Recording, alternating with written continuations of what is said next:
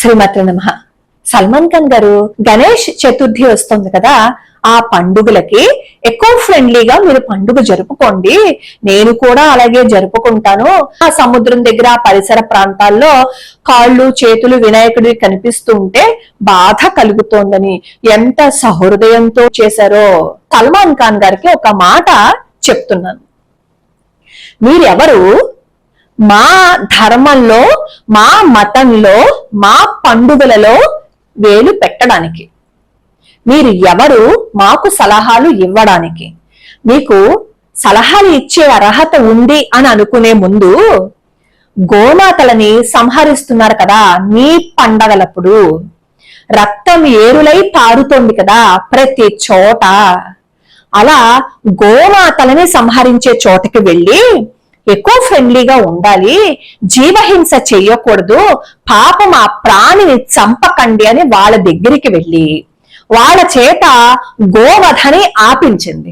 ఆ తర్వాత మిగతా ట్వీట్లు చెదురుగాని గోమాతని ఆ పండుగలప్పుడు సంహరిస్తూ ఉంటే, ఆ రక్తం ఏరులై పారుతూ ఉంటే ఆ గోమాత చేసే రోదన వేదన ప్రకృతిలో కలిసిపోవటం లేదా?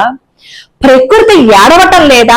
జంతువులని వధ చేస్తున్నప్పుడు, ఆ గోమాతని హింస పెడుతున్నప్పుడు అది కంటికి కనిపించలేదా మీకు? మా వినాయక చతుర్థి పూజలు వచ్చేసరికి మాత్రం ఎకో ఫ్రెండ్లీగా పండుగలు జరుపుకోవాలంట. మీరు మా పండుగల విషయంలో జోక్యం చేసుకోవద్దు, ఏం చెయ్యాలి అనేది మాకు తెలుసు.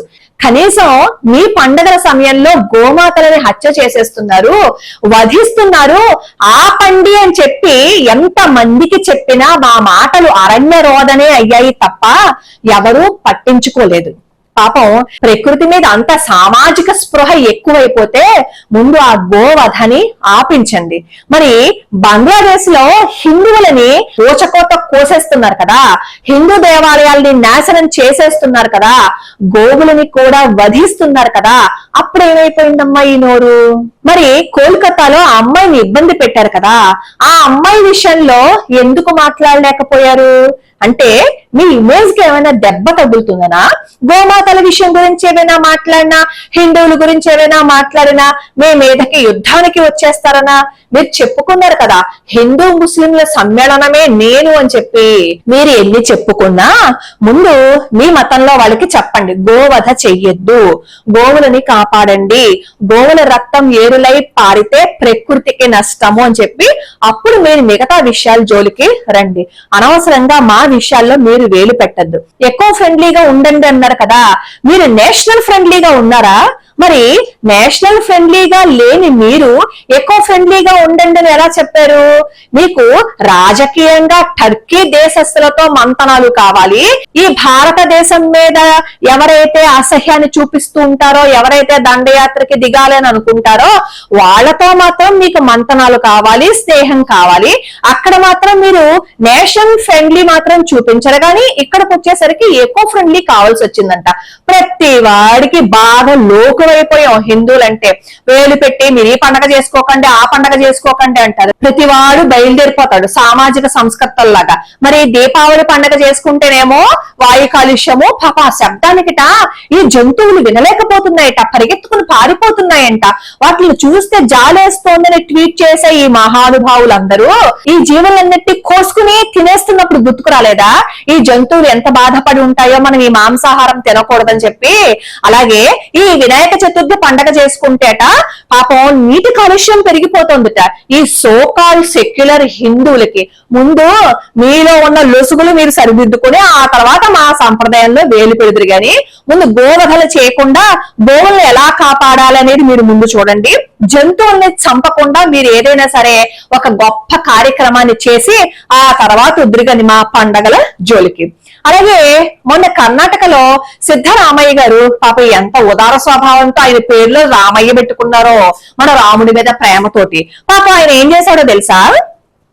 ఒక స్కూల్ మైదానంలో ఈ మన పండగలు ఏవో జరుపుకుంటుంటే, సరస్వతి పూజ అవి చేసుకుంటుంటే స్కూల్ మీద దేనికి స్కూల్ మైదానంలో ఇలాంటి పూజలు చేసుకోకూడదు అని పెద్ద నోటీస్ ఇచ్చిన వారు మరి ఆయన క్యాంపైనింగ్ ఎందుకు ఆ స్కూల్ మైదానంలో చేసుకున్నారు అంటే దేవుడి కంటే ఈయన క్యాంపైనింగ్ మాత్రం ఎక్కువైపోయిందా? అలాగే మరి ఈయన కళ్ళు ఒక స్కూల్లో కాంపిటీషన్ పెట్టినప్పుడు ఆ ప్రశంసా పత్రాల మీద జీసస్ అలాగే మేరీ మాత ఫోటోలను ముద్రించి ప్రశంసా పత్రాలు ఇచ్చాయి కదా, అప్పుడు కళ్ళు లేదా? ఆ మాట అన్నాను అని అనుకోండి, ఏంటి ఎంత విషాన్ని చిమ్మేస్తున్నారా అంటారు.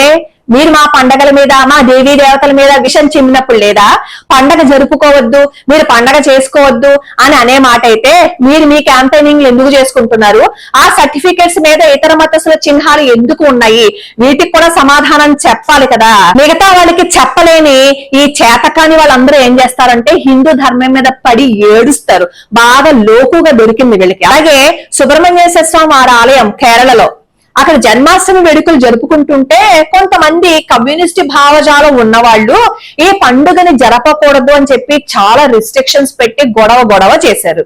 ఆ పండుగ అక్కడ ఆలయంలో 1975 నుంచి చేస్తున్నారు. RSS వాళ్ళు మొదలు పెట్టారనమాట. మరి హిందూ ధర్మం మీద విషం చిమ్మేస్తారు, హిందూ పండుగలు చేసుకునేవారు, హిందూ దేవీ దేవతల్ని నాశనం చేసేస్తారు, అందరూ హిందువుల మీద పడి ఏడుస్తారు కదా. ఈ ఏడ్చే వాళ్ళందరూ ముందు పక్కన వాళ్ళు ఏం చేస్తున్నారు అనేది చూసుకుని అప్పుడు హిందువుల జోలికి రండి. మొన్న హైదరాబాద్ లో కూడా అక్కడ అమ్మవారి విగ్రహాన్ని పడగొట్టిందిట మతి స్థిమితం లేని వాళ్ళు పడగొట్టేట. అంటే మనం కూడా వాళ్ళది ఏదైనా చేసేసి మతి స్థిమితం లేదు అంటే ఊరుకుంటారా? ఊరుకోరుగా. అంటే హిందువులు చవట సన్నాసుల్లో వాళ్ళకి కనపడుతున్నారు కాబట్టి వాళ్ళు ఏమన్నా నోరు మూసుకుని కూర్చుంటారు కాబట్టి మాట్లాడుతున్నారు. వారెవడో హిందువులు అన్నారు అనుకోవడం ఎందుకు? నాకు ఒక కామెంట్ పెట్టింది ఒక ఆవిడ. అదేంటంటే నిన్న నేను నమితా గారి వీడియో చేసినప్పుడు అసలు ధృవీకరణ పత్రం ఎలా వెంటనే తెచ్చుకుంటారు? పరమత సహనం ఉండాలి కదా. అలా పరమత సహనం లేకపోతే వాళ్ళకి మనకి తేడా ఏముంటుంది? అమ్మవారికి ఎవరిని తన ఆలయంలోకి తెప్పించుకోవాలా తెలియదా? చాలా ఉదార స్వభావంతో కామెంట్ పెట్టిన ఈవిడ ఈ సల్మాన్ ఖాన్ ని ఈ సిద్ధరామయ్య గారిని వీళ్ళందరినీ అడిగి అప్పుడు రమ్మని చెప్పండి. కొన్ని ఆలయాల్లో ప్రవేశం ఉండాలి అంటే ఖచ్చితంగా ధృవీకరణ పత్రం చూపించవలసిందే. ఆలయంలో వాళ్ళకి అనుమానం వస్తే ఖచ్చితంగా వాళ్ళు అడుగుతారు. చూపించవలసిన బాధ్యత ఆ ఆలయం దర్శించుకోవటం కోసం వచ్చిన వాళ్లే. అంతగా ధృవీకరణ పత్రం చూపించలేకపోతే వెనక్కి తిరిగి వెళ్లిపోతారు తప్ప ధృవీకరణ పత్రం చూపించకుండా లోపలికి పంపించే ప్రశ్నే లేదు. ఆ కామెంట్ పెట్టిన ఆవిడకే నేను సమాధానం చెప్తున్నాను. అలాగే పరమత సహనం ఎందుకు పాటించాలండి? మనల్ని చంపేస్తున్నందుక, మన దేవీ దేవతల్ని నరికేస్తున్నందుక, మన ఆలయాల్ని ధ్వంసం చేసేస్తున్నందుక, మనల్ని భ్రష్టు పట్టించేస్తున్నందుక మనం పరమత సహనం పాటించాలి. ఇప్పటి వరకు మనం పాటించింది పరమత సహనం కాదా? ఏది? ఒక్కసారి వేరే మతస్థుల దగ్గరికి వెళ్ళి మీరు గుళ్ళో ప్రసాదం తీసుకొచ్చి వాళ్ళకి పెట్టి చూడండి, వాళ్ళు తీసుకుంటారా? మన కళ్ళ ముందే కింద పడేస్తారు ఆ ప్రసాదాన్ని. వాళ్ళకి చెప్పండి ముందు, ఆ తర్వాత మాట్లాడుదురు గాని. అమ్మవారికి తెలియదా ఎవరిని తన ఆలయంలోకి రప్పించుకోవాలి అని అడిగారు? ఓ పని చేయొచ్చు కదా, అమ్మవారికి తెలియదా నీకు అన్ని ఇవ్వాలని? అన్ని ప్రయత్నాలు మానేసి గత్తెలకులన్నీ మూసేసి గది మధ్యలో కూర్చోండి, అమ్మవారి మీకు అన్ని తీసుకొచ్చి పెడతారు. నిజమే కదా, అమ్మవారికి అన్ని తెలిసినప్పుడు అన్ని ఇవ్వాలని అమ్మవారికి కూడా తెలుస్తుంది కాబట్టి అన్ని ప్రయత్నాలు మానేసి ఏ ప్రయత్నము చేయకుండా మీ అంతటి మీరు హాయిగా ఖాళీగా కూర్చోండి, పరిగెత్తుకుంటూ అన్ని మీ ఇంట్లోకి వస్తాయి. మన ధర్మం మీద బురద జల్లేది పరాయి వాడితో పాటుగా మనం కూడా బురద జల్లుకుంటున్నాం కాబట్టే ఇలాంటి వాళ్ళందరికీ లోకువైపోయి ప్రతి వాడు వచ్చి హిందూ ధర్మంలో మీరు అలా చేయకండి, ఇలా చేయకండి, అలా ఉండండి, ఇలా ఉండండి అని చెప్పి వాడు ఆంక్షలు విధిస్తుంటే చిత్తం అనుకుంటూ వాళ్ళకి తల ఒగ్గి నుంచున్నాం కాబట్టే ఈ రోజు మన పరిస్థితి ఎలా ఉంది. హిందూగా మాట్లాడండి, హిందూగా బ్రతకటం నేర్చుకోండి, ఆ తర్వాత చెబుదురు గాని కబుర్లన్నీ. అలాగే ఈ గణేష్ ఉత్సవాలకు వచ్చేసరికి పాప అందరికీ బాధ వచ్చేస్తుంది. సౌండ్ పొల్యూషన్ అంటారు. మరి మిగతా వాళ్ళు పొద్దున్న నుంచి సాయంత్రం వరకు 5 సార్లు మరి మాట్లాడుతున్నప్పుడు సౌండ్ పొల్యూషన్ లేదా? ఆదివారం మొదలైందంటే పొద్దున్న నుంచి సాయంత్రం వరకు అలా వస్తూనే ఉంటాయి కదా, అప్పుడు సౌండ్ పొల్యూషన్ అనిపించలేదా? వినాయక చతుర్థి ఈ పండగలప్పుడు మన పండుగలు ఏమైనా చేసుకుంటున్నప్పుడు సౌండ్ పొల్యూషన్ వచ్చేసిందా? ముందు హిందువులు తెలుసుకోండి, మన ధర్మం మీదకి వాడి దాడికి వస్తున్నారు. ఎవరైనా సరే మన ధర్మం మీదకి దాడికి వచ్చినా సరే, మనల్ని పండగ చేసుకోకూడదు అని చెప్పినా సరే, వారికి మొహం మీద వాచెట్టు చీవాట్లు పెట్టండి. అలా పెట్టగలిగితేనే హిందువుగా బ్రతకగలుగుతాం. అసలు ఒక విషయం తెలుసా, ఈ వినాయక చవితి ఉత్సవాలని ఇప్పుడు మొదలెట్టినవి ఏం కాదు. శివాజీ పరిపాలన నుంచి బహిరంగంగా ఈ ఉత్సవాలు జరుపుకోవటం మన భారతదేశంలో ఉంది. ఆ తర్వాత పీష్వాల కాలంలో కూడా ఈ బహిరంగంగా ఈ వినాయక చవితి ఉత్సవాలను జరుపుకునేవారు. ఆ తర్వాత మన దేశం మీదకి తగలడ్డారు కదా ఈ బ్రిటిష్ వాళ్ళు మనల్ని నాశనం చేయడానికి. వాళ్ళు విభజించు పాలించు అనే కదా వచ్చారు. అలా మనల్ని అందరినీ విభజించేస్తే మనం చెట్టుకొక్కడం పుట్టకొక్కడం పోతుంటే మనలో మనం కలిసి లేకుండా ఐకమత్యంగా లేకపోతే ఎలా మనం స్వాతంత్రాన్ని సిద్ధించుకోవాలని చెప్పి బాధతో బాలగంగాధర్ తిలక్ గారు ఏం చేశారంటే ఏదో ఒక ప్రణాళిక చెయ్యాలని చెప్పి ఆలోచించి చేసిన ఏర్పాటు అన్నమాట ఈ గణేష్ ఉత్సవాలు. అప్పట్లో ఈ బ్రిటిష్ వాళ్ళకి భయం అన్నమాట. ఒక చోట 20 మంది భారతీయులు గనక కలిసి ఉంటే వాళ్ళు మనల్ని చంపేయడానికి కుట్ర పన్నుతున్నారేమో అని చెప్పి ఆలోచన చేసి ఆ 20 మంది కలిసి ఉన్న చోట ఫైరింగ్ ఆర్డర్స్ అవి చేయమని చెప్పేవారు. అలా కలవనివ్వకుండా చేసి అందరూ విడిపోయి ఉంటే మనల్ని పరిపాలించడానికి వాళ్ళు ఎన్నో కుట్రలను చేస్తుంటే ఆ కుట్రలన్నింటినీ భగ్నం చేయటం కోసము మన దేశానికి ఎలా స్వాతంత్రాన్ని సంపాదించుకోవాలి, మనం ఏ ప్రణాళికను చేసుకోవాలి, ఏ విధంగా ఉండాలి అని మాట్లాడుకోవాలి అంటే ఒక ఏర్పాటు ఉండాలి అని చెప్పి బాలగంగాధర్ తిలక్ గారు ఏర్పరిచిన ఉత్సవాలే ఈ గణేష్ ఉత్సవాలు. ఈ గణేష్ ఉత్సవాలు జరుపుకుంటే ఏడుపు, సౌండ్ పొల్యూషన్ అని ఏడుపు. ఇప్పటి నుంచి ఏంటి 10వ శతాబ్దంలో గోవాలో కాదంబులు అని ఉన్నారనమాట. వాళ్ళు ఏం చేశారు తెలుసా, మనం ఈ పండుగలు అవి జరుపుకుంటేట జరుపుకోకూడదట. మనం మన పండుగలు జరుపుకోకూడదు, వాళ్ళ పండుగలను మాత్రం వాళ్ళు జరుపుకోవచ్చుట. హిందువులు వాళ్ళ మతంలోకి రాకపోతే హిందువుల మీద ఎన్ని దాష్టికాలు చేసేవారో. వాళ్ళు 10వ శతాబ్దం నుంచి 14వ శతాబ్దం వరకు గోవాని పరిపాలిస్తున్నప్పుడు అక్కడ జరిగిన దరిద్రం అంతా ఇదే. హిందువులు నాశనం చేయటం, హిందువుల పండుగలు చేసుకోకూడదు, హిందువులుగా ఉన్న వాళ్ళందరినీ సరే ఏడిపించటం. ఈ బ్రిటిష్ వాళ్ళు మాత్రం తక్కువైన వాళ్ళ, వీళ్ళు మాత్రం మిగతా వాళ్ళకి ఏదైనా చేసుకోవచ్చు. ఈ 20 మంది కలిసి ఉన్నా 30 మంది కలిసి ఉన్నా హిందువులు మాత్రం కలిసి ఉండకూడదు. మిగతా వాళ్ళు ఎవరైనా కలిసి ఉన్నా పర్వాలేదు. వాళ్ళు ఆంక్షలు విధించినప్పుడు వాళ్ళు ఏం చేశారో తెలుసా, ఈ హిందువులు మాత్రం కలిసి ఉంటే వీళ్ళ మీద ఫైరింగ్ ఆర్డర్స్ చేసేయచ్చు. కానీ శుక్రవారం మాత్రంట వాళ్ళు మిగతా మతస్థులు వాళ్ళు ప్రార్థనా స్థలాల్లో ప్రార్థన చేసుకుంటే వాళ్ళని ఏం అనకూడదంట. అంటే వాళ్ళని ఏదైనా అనడానికి వీళ్ళకు ఒడుకు అనమాట. వీళ్ళందరూ ఒకటే మోస కదా, వీళ్ళందరూ ఒకలాగే ఉండాలి కదా. మరి వాళ్ళకి ఏదైనా కావాలనుకున్నప్పుడు వాళ్ళని వాళ్ళు దగ్గర చేసుకుంటేనే కదా హిందువుల్ని బ్రిటిష్ వాళ్ళు జయించడానికి గాని హిందువుల్ని బాధ పెట్టడానికి గాని ఉంటుంది. కాబట్టి హిందువులు కలిసి ఉండకూడదు. మరి హిందువులకి వీళ్ళు ఇంత అన్యాయం చేస్తున్నారు కదా, మరి మిగతా మతస్థులు కూడా కలిసి ఉండకూడదని ఎందుకు ఆంక్షలు విధించలేదు? ఎందుకంటే మన భారతదేశం మీద పడి దొబ్బి తినాలి అంటే మన హిందువుల్ని విభజించేయాలి కదా. మన హిందువులు ఎవరు కలిసి ఉండకూడదు కదా. మన హిందువులు అందరం చచ్చిపోతే వాళ్ళందరూ వచ్చేసి మన దేశాన్ని ఆక్రమించేసుకుని హాయిగా దున్నపోతుల్లా తిందామని చెప్పి ఆ బ్రిటిష్ వాళ్ళు మన దేశం మీద పడి దున్నపోతుల్లా ఏడ్చారనమాట. కానీ భగవంతుడు మన ఎందు ఉన్నాడు కాబట్టి మన స్వాతంత్ర సమర యోధుల యొక్క ప్రాణ త్యాగం వల్ల ఈ రోజు మనం స్వాతంత్రాన్ని సంపాదించుకున్నాం. అలా స్వాతంత్రాన్ని సంపాదించుకున్నాము అంటే దానికి కారణం ఎంతో మంది స్వాతంత్ర సమర యోధులు చేసిన త్యాగం. ఆ త్యాగంలో భాగంగానే ఈ గణేష్ ఉత్సవాలని బాల గంగాధర్ తిలక్ గారు 1893లో ఏర్పాటు చేశారు. పూనాలో ఏర్పాటు చేశారు. ఆ తర్వాత హైదరాబాద్ శాలిబండ దగ్గర కూడా ఈ ఉత్సవాలను ఏర్పాటు చేశారు. అప్పటి నుంచి ఈ గణేష్ ఉత్సవాలను అలా జరుపుకుంటూ వస్తున్నాం అనమాట.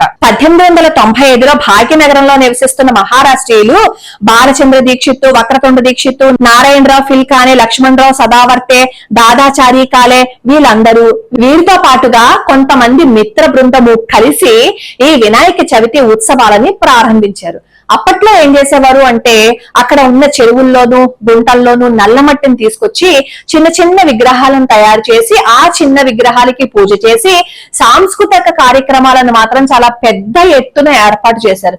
కానీ రాను రాను అది ఏమైపోయింది అంటే విగ్రహాలు మాత్రం సైజు పెరిగిపోయాయి, పూజ మాత్రం చాలా తక్కువగా తయారైంది.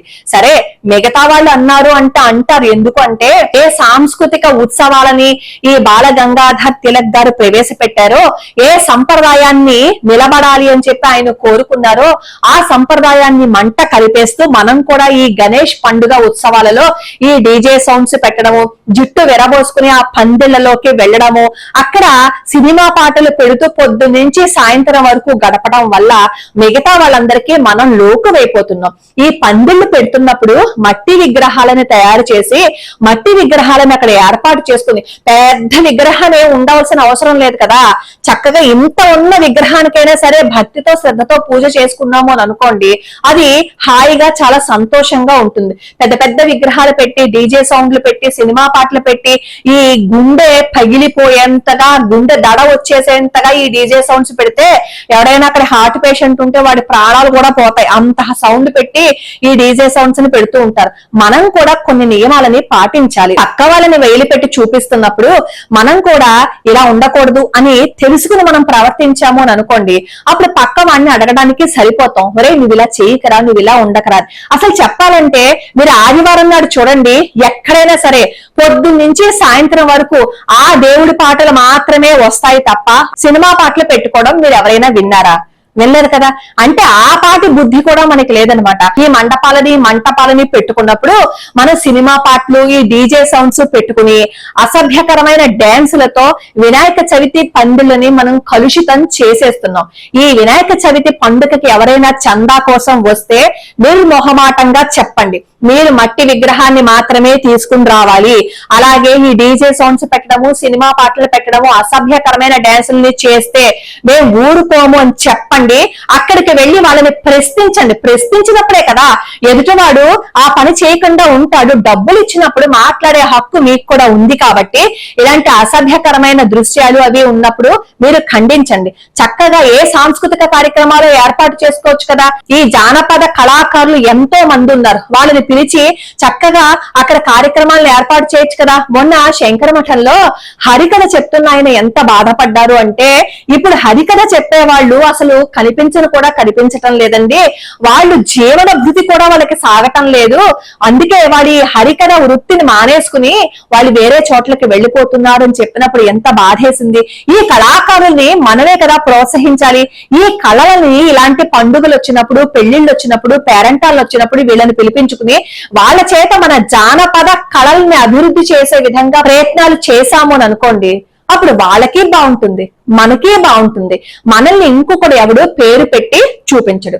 అలాగే ఈ గణేష ఉత్సవాలప్పుడు ఈ విగ్రహాలన్నింటినీ నిమజ్జనం చేస్తూ ఉంటారు కదా. ఈ మధ్య కొత్తగా తయారైంది అనమాట 2019 నుంచి. అదేంటి అంటే ఈ గోదావరిలో తీసుకువెళ్లి ఈ విగ్రహాలను అవన్నింటినీ నిమజ్జనం చేస్తే అక్కడ వాళ్ళు చెప్పేస్తారు, మీరు నిమజ్జనం చేయకండి, అక్కడ పడేసిపోండి అని. పూజ చేసుకున్నప్పుడు ఆ పత్రి గాని ఆ విగ్రహాలను గాని బయట పడేసి ఎలా వెళ్ళిపోతాం? గోదావరిలో ఎందుకు కలపకూడదు? మట్టి విగ్రహాలని అలాగే మనం పూజ చేసిన పత్రిలో అనేక ఔషధ విలువలు ఉంటాయి.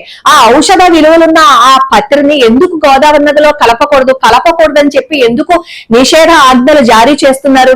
నిజంగా ప్లాస్టర్ ఆఫ్ ప్యారిస్ తో వాళ్ళు విగ్రహాలను తయారు చేస్తే ఆ తయారు చేసిన విగ్రహాలని గోదావరి నదిలో కలపకండి. అలా కలిపేటప్పుడు మీరు ఒప్పుకోకండి. మీరు ఎప్పుడైతే ఈ ప్లాస్టర్ ఆఫ్ ప్యారిస్ తో చేసిన విగ్రహాలని నదుల్లో కలపడానికి ఒప్పుకోరో అప్పుడు ఈ విగ్రహాలను తయారు చేయకుండా ఉంటారు. అప్పుడు ఆ విగ్రహాలను తయారు చేసిన కొనరు అనమాట ఎవరు కూడా. అంటే మనం పూజ చేసిన విగ్రహాన్ని నదిలో కలపనివ్వట్లేదు కదా, కనీసం ఈసారైనా సరే మట్టి విగ్రహాన్ని తయారు చేయించుకుందాం అనే స్పృహ వాళ్ళకి వస్తుంది. ఆ మట్టి బొమ్మలను తయారు చేసినప్పుడు ఆ మట్టి బొమ్మలను కూడా నదిలో కలపకుండా రోడ్డు పక్కన పడేసి వెళ్తుంటే ఆ మున్సిపాలిటీ వాళ్ళు ఏం చేస్తున్నారో తెలుసా? ఆ విగ్రహం మీద కాలేసి తొక్కి ఆ పత్తినంతా తొక్కి అదంతా తీసుకెళ్లి ఆ మున్సిపాలిటీ చెత్త బండిలో వేసుకుంటున్నప్పుడు అది చూసిన వాళ్ళ మనసు ఎంత బాధపడుతుంది. కనీసం ఎవడో మారాలి, ఎవడో చెయ్యాలి అనుకోకుండా మన వంతు ప్రయత్నంగా మన ఊళ్ళల్లో ఈ ప్లాస్టర్ ఆఫ్ ప్యారిస్ విగ్రహాలు తయారు చేసే వాళ్ళు ఎవరైతే ఉంటారో అక్కడికి వెళ్లి చెప్పండి, మీరు ఈ విగ్రహాలు చేయొద్దు, మీరు మట్టితో చేయండి, మట్టితో చేస్తే మాత్రమే మేము కొంటాము అని చెప్పి చెప్పండి. అలాగే ఎవరైనా ప్లాస్టర్ ఆఫ్ ప్యారిస్ విగ్రహాలను పెట్టిన చోట అక్కడ మీరు పెట్టకూడదు అని చెప్పి ఒక్కసారి కనుక గట్టిగా మీరు గొడవ పెట్టారు అంటే వచ్చే సంవత్సరానికైనా సరే వాళ్ళు ఇలాంటి విగ్రహాలు పెట్టకుండా మట్టి విగ్రహాలను తయారు చేసే ప్రయత్నం చేస్తారు. మనం ఏ పూజ చేసినా ఏం చేసినా సరే ప్రకృతికి చేటు చేసే విధంగా ఉండకూడదు. అందులోనూ ఎప్పుడైనా సరే మనం పూజించే మూర్తులు మృత్తికతో చేసినవి ఉంటే, అంటే మట్టితో చేసిన విగ్రహాలకి దానికి పూజ చేస్తే ఉన్నంత ఫలితం ఈ ప్లాస్టర్ ఆఫ్ ప్యారిస్ తో చేసిన వాటికి కెమికల్స్ కలిపిన విగ్రహాలకి ఉండదని గుర్తు పెట్టుకుంటే మట్టితో చేసిన విగ్రహాలను మాత్రమే తెచ్చి మనం పూజించుకుంటాం. కాబట్టి గణేష్ ఉత్సవాలని మట్టి విగ్రహాలతో జరుపుకుందాం. మన ధర్మం మీదకి గాని మన హిందువుల మీదకి గాని ఎవడైనా దాడికి ప్రయత్నించినా, మన సంప్రదాయాల విషయాల్లో గాని మన పండుగలు జరుపుకునే విషయాల్లో గాని వేలు పెడితే వాడికి సరి అయిన సమాధానం చెప్పటం నేర్చుకోండి. అప్పుడే వాళ్ళు మన జోలికి రారు. లోకా సమస్తా సుఖినో భవంతు, సర్వే జనా సుఖినో భవంతు.